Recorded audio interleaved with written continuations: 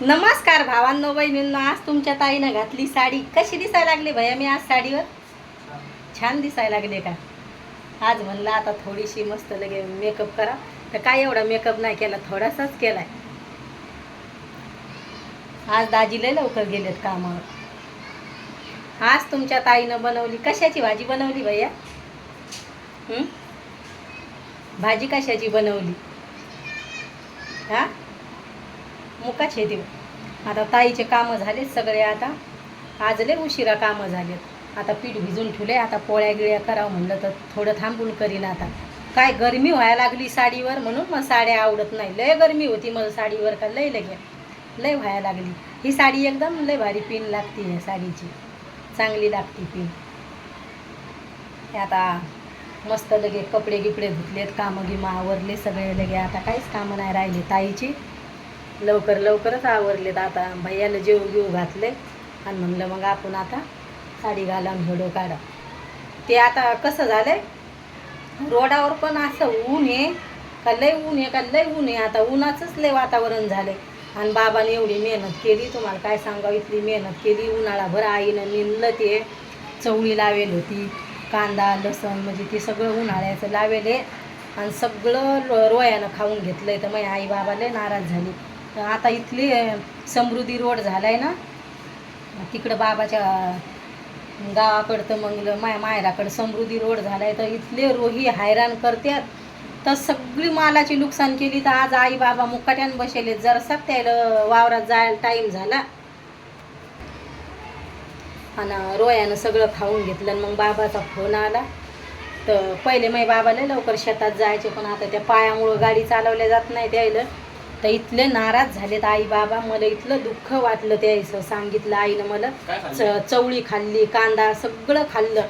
तर रोयानं इथलं नुकसान केलं. आणि माझ्या आईनं उन्हाळाभर निंदणं चालू होतं, तर अजून निंदणं चालू नाही झालं. आणि इथलं मेहनत करा शेतकऱ्यानं. तर ते समृद्धी रोड झाल्यापासून लय शेतकऱ्याला नुकसान लगे लय खात्यात लगे. आणि इथले रोही येतात बाबाच्या वावरात लय लगे. तर बाबा इथले लवकर जाते ते राखायसाठी. तर मग आईचा फोन आला. आत्ताच नेमकाच फोन आलता म्हणे, ताई सगळं रोयानं खाऊन घेतलं म्हणे. तर मग मला लय खराब वाटलं. म्हणलं आई उन्हाळाभर निंदलं म्हणलं तो, आणि नुकसान झाली म्हणलं, लय नुकसान झाली लगे. तर मग मला लय खराब वाटलं लगे. लय दुःख वाटलं मला. सगळं लगे रोयानं नुकसान करून घेतली. तर म्हणलं आई सगळंच खाल्लं म्हणलं. तर आई म्हणे, ताई काहीच नाही ठुलं म्हणे. मग हा काय आलो मी.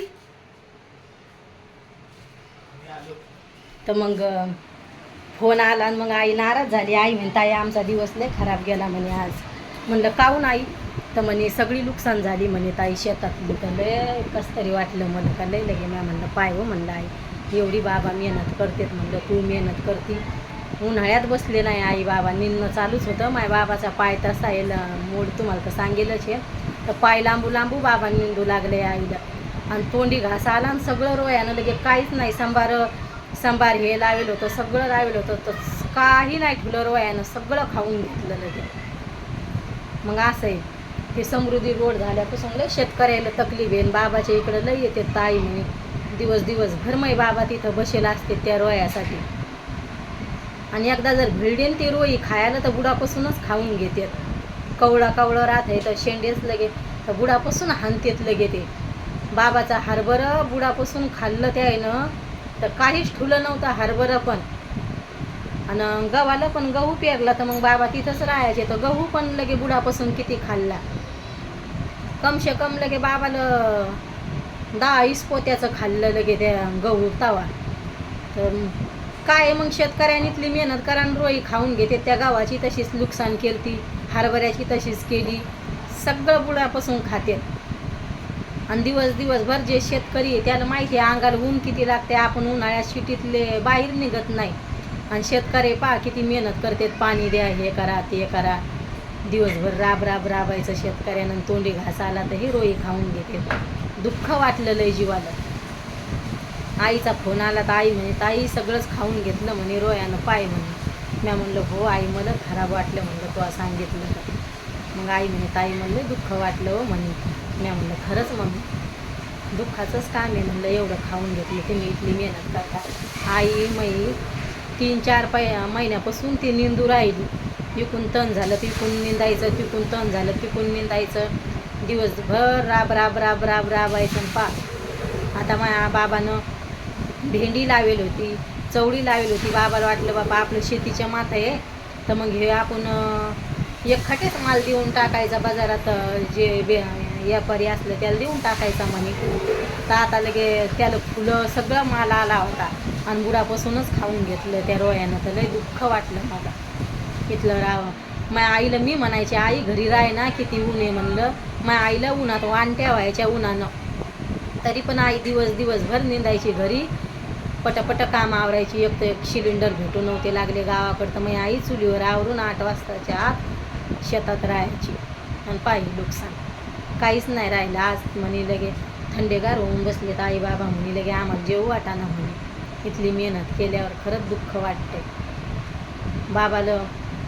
बाबा म्हणे आईला म्हणे उन्हाळ्यात काहीच नसतंय माल पाणी, तर मग आपलं म्हणे याच्यावर मग माळव्याच्या माथं हे चालून जाते म्हणे. मग खर्च पाणी टेन्शन नाही राहत म्हणे उन्हाळ्याचं. मग तेवढाच भाजीपाला निघन म्हणे. लगे काहीच नाही. लगे माझ्या बाबानं जेवण नाही केलं, आईनं जेवण नाही केलं. दोघं मुकेच बसले, म्हणजे काहीच नाही राहिलं.